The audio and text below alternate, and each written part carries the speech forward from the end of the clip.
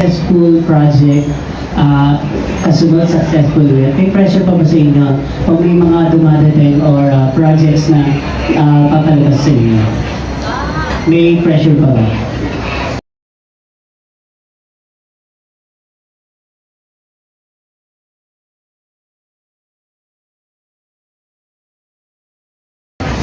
Sa akin po muna, sa akin wala pong pressure.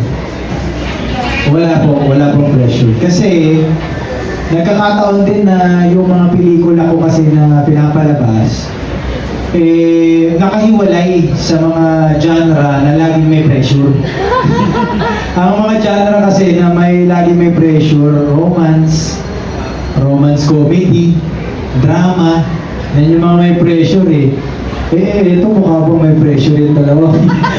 Di ba? Yung gets mo kaagad Mukhang hindi pressure yung dalawa So yun yung sa akin po. Tapos I think yun naman parang I always treat naman every project as differently but with the same effort or more sa pagtatrabaho.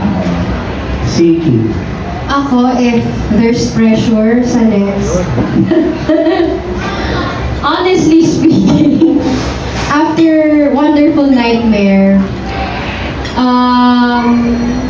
medyo, because I think it's such a beautiful movie talaga, and with kaming dalawa ni Jay, we are blessed to be able to share it with the audience, yung ganung material na gusto ko lang pong idagdag kasi syempre it's a Philippine adaptation, but a lot of people kasi sinasabi ginaya, lahat daw ginaya.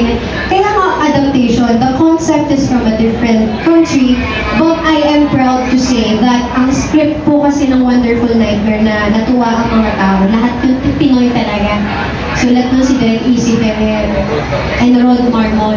So sila po, yung mga linyahan doon ni Attorney Louie at ni Jane, yun po ay sinulat ng ating mga direktor na dalawa na sila ang nag-head na magsulat doon.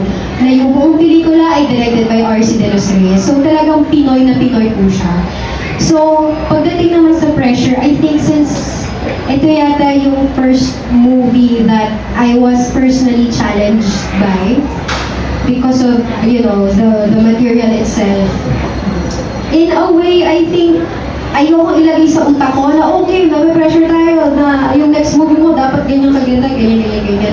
But I do hope that, of course, na hindi naman malabot tulad ng sabi ko kanina, that we are still going to be able to produce such beautiful films. Nakita naman natin sa mga Cinemalaya entries ngayon na ang daming magagaling talagang manunulat sa Pilipinas. And I think it's the way lang ng pagpili, of course. Kami naman lagi ni Jen pag namimili kami ng pelikula. Maganda naman talaga yung mga script. So, may kumirot na pressure.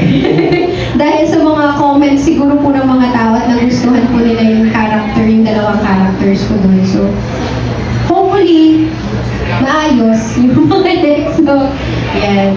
Kasi maraming matang nakatingin sa expectations. Tapos mga title, yung mga yes. Oo. And yung si Geraldo Mahal, pakiramdam, napaka-bongga ng suporta ng voltage sa pelikula niya. Oo nga saktong-sakto may ramen kasi sila, may ramen, tsaka may susu.